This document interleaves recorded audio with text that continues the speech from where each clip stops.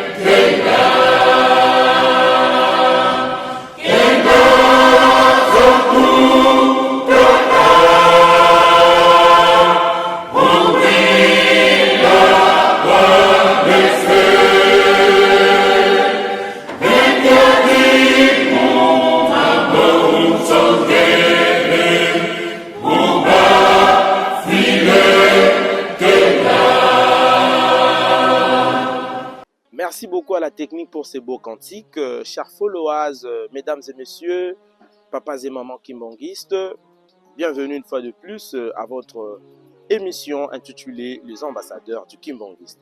Comme nous le savons très bien, le mois de juillet est un mois qui est secoué par plusieurs événements, parmi lesquels nous avions pu illustrer l'événement du 8 juillet 1992, qui est tranché par la mort de son éminence, Papa Djongenda Kuntiman. Le 17 juillet, nous avons fêté il n'y a pas longtemps une date qui marque la toute première retraite spirituelle de l'église kimbongiste. Et aujourd'hui également, nous venons pour parler de la date du 29 juillet 1958. Papas et mamans kimbongistes, comme nous le savons très bien, la venue de notre Seigneur Jésus-Christ avait été annoncée par plusieurs prophètes dans l'Ancien Testament.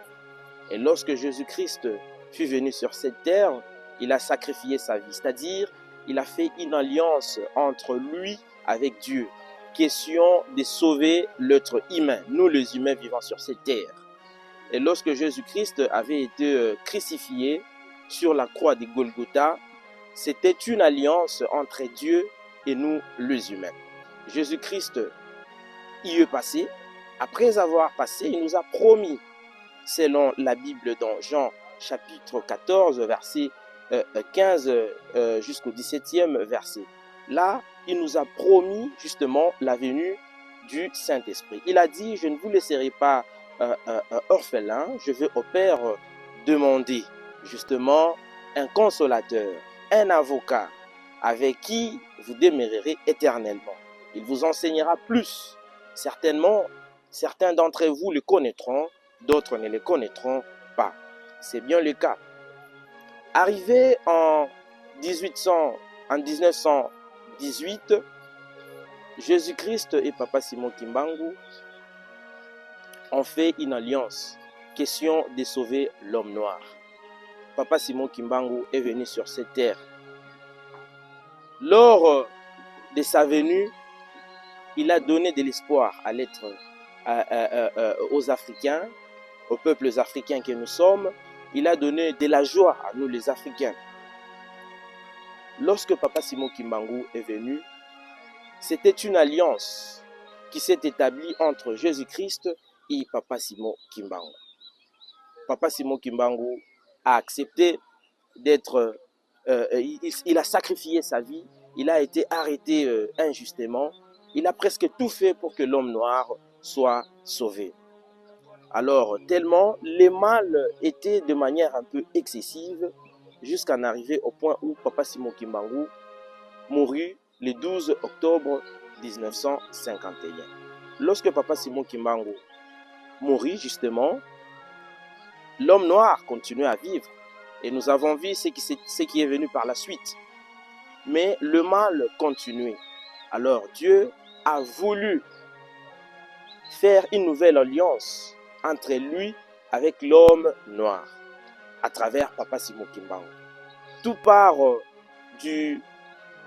de 1952. C'est en 1952, lors d'une vision, déjà là, Papa Simon Kimbangu n'existait plus.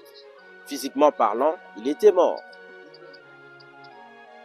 Au cours d'une vision, il a montré bel et bien à son fils cadet, qui est Papa Diongenda Kountimon, une vision dans laquelle il lui dit, dans les jours à venir, tu auras à passer un accident mortel.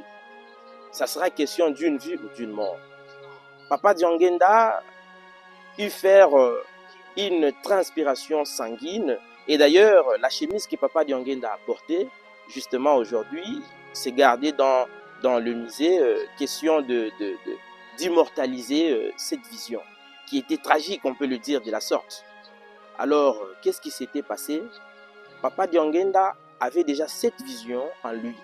C'est arrivé en 1958, plus précisément le mardi 29 juillet 1958, lorsque Papa Diongenda, apprenant la mauvaise nouvelle sur l'état de santé de son frère aîné, qui est Papa Kisolo Kelelo, qu'est-ce que Papa Diongenda faisait? Il préconisa un voyage, question d'aller rendre visite à son grand frère. Alors, contre toute attente, Papa Diongenda changea de programme pour un autre voyage dont lui-même connaissait justement la raison. Et qu'est-ce que nous avons remarqué? Avant d'embarquer pour aller rendre visite à son grand frère, qu'est-ce qui s'était passé? Papa Diongenda avait organisé une délégation avec laquelle qui devrait l'accompagner pour cette mission-là évangélique. Dans cette délégation, il y avait 2 Congolais de Brazzaville, dont nous essayerons de citer leurs noms. Il y avait Papa Ouatula Mathieu et Papa Somi David. Et les chauffeurs, c'était un Congolais de Kinshasa, Papa Jean Kalamvidi, et aussi il y avait un Congolais d'Angola, Papa Tende et Lucien. Ce sont les personnes qui accompagnaient justement Papa Diongenda lors de cet événement. En cours de route, lorsqu'il partait, la voiture dans laquelle se trouvait Papa Diongenda, y compris toute sa délégation, entra en collision avec un gros camion, et cet événement-là engendra ou conduira à un accident mortel. Tous inanimés, y compris Papa Diongenda et sa délégation, ils mourirent. Alors, ça n'a pas été facile. Le camion qui les avait tamponnés, toutes les personnes qui s'y retrouvaient à l'intérieur étaient saines et saufs.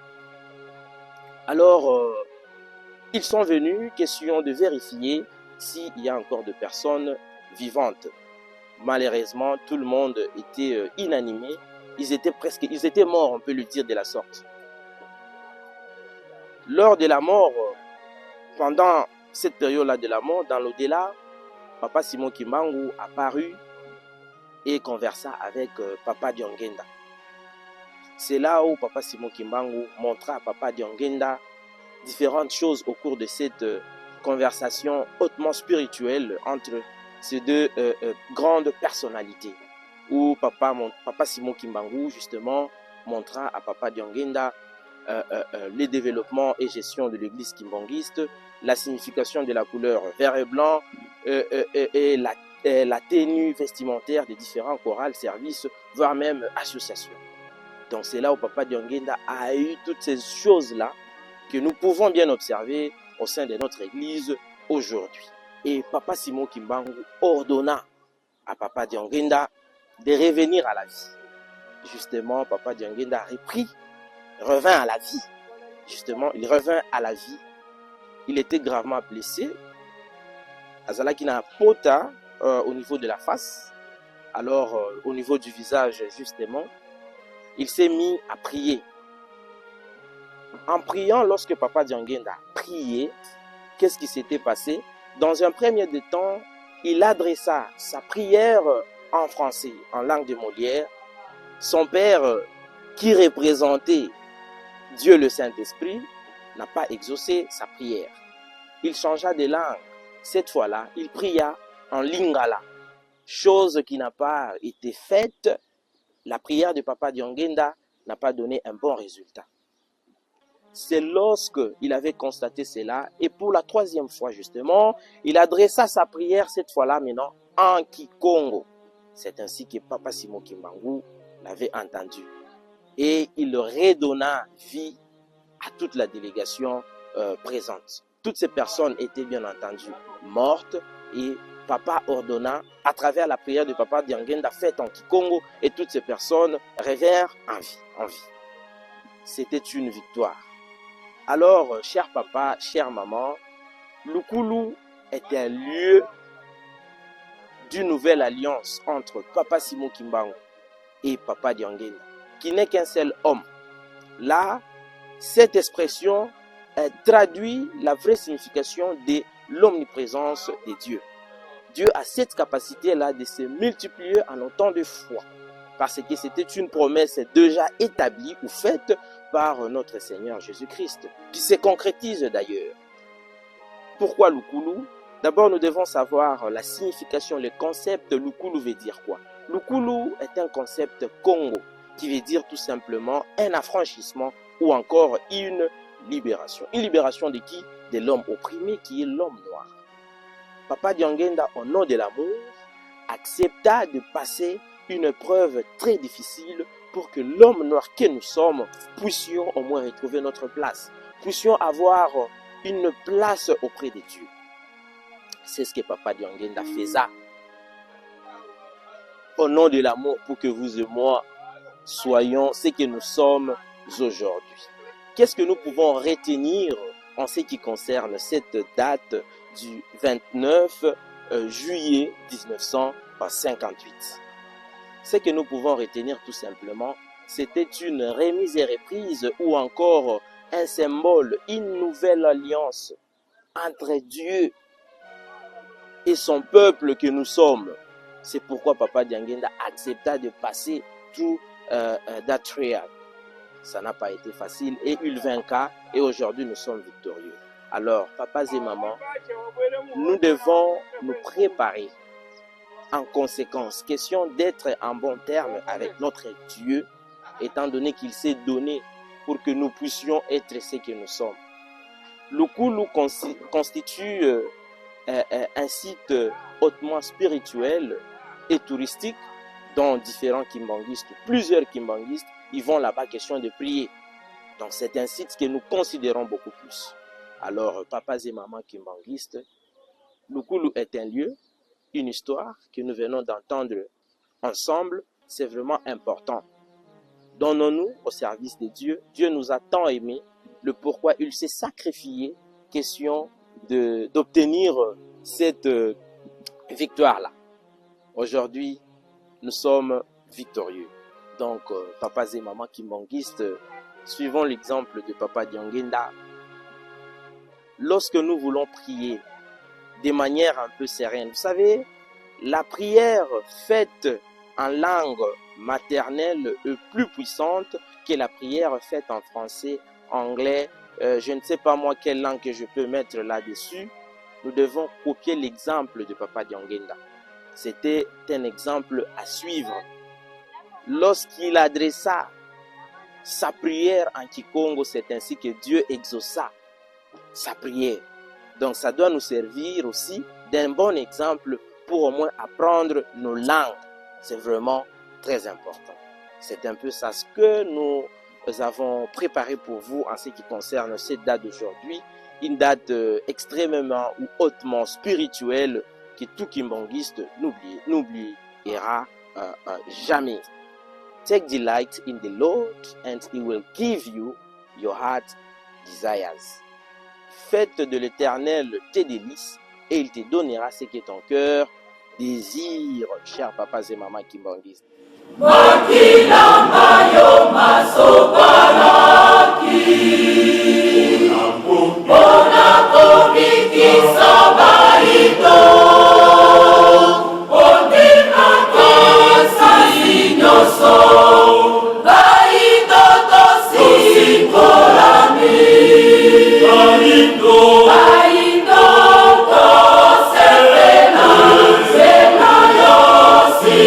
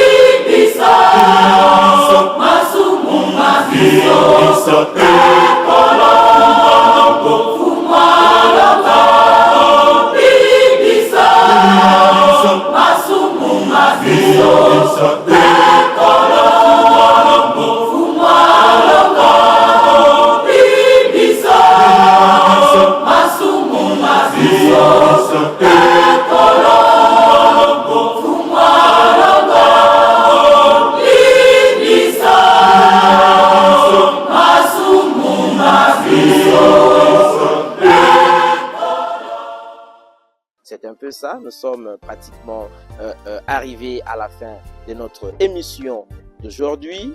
À la présentation, il s'agissait bel et bien de votre humble serviteur de chaque jour, Papa Blondel Katele. Derrière la caméra, nous retrouvons l'artiste, le maestro, Papa Nestor Faraï. Et à la réalisation, nous trouvons Papa Glory Chibangu au carré. Tata, congratulations to you. Nos salutations vont dans un premier temps à sa divinité, Papa Simon Kimbangu Kiangani, le maître des souffles de vie. Fumweto, Yandikak, whether you lack, whether you don't lack, on live, on live, on live. Nous disons merci à notre Dieu et aussi à tous les spectateurs, tous les abonnés qui nous suivent. En tout cas, n'hésitez surtout pas de vous abonner massivement et aussi d'activer la cloche des notifications. C'est vraiment très important. Nous tenons à vous souhaiter une excellente fête de partout où vous vous retrouvez. Bye et on se retrouve à la prochaine.